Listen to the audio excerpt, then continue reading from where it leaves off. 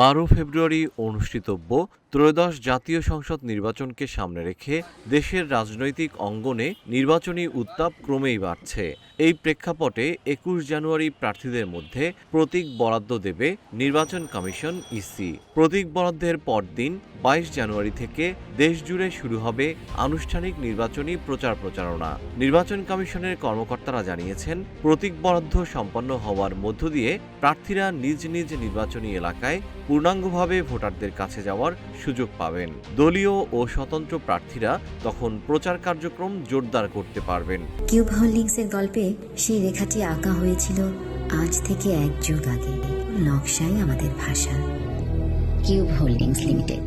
এবারে ত্রয়োদশ জাতীয় সংসদ নির্বাচনে এখন পর্যন্ত 2000-এর বেশি প্রার্থী বৈধ তালিকায় রয়েছেন।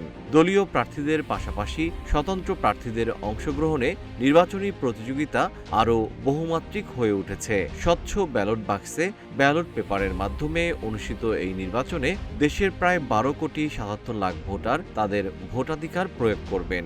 নির্বাচন কমিশন জানিয়েছে, আগামী 12 ফেব্রুয়ারি সকাল 7:30 থেকে বিকেল 4:30 পর্যন্ত বিরতিহীনভাবে ভোটগ্রহণ অনুষ্ঠিত হবে। জেম শিহাব, রূপালী বাংলাদেশ।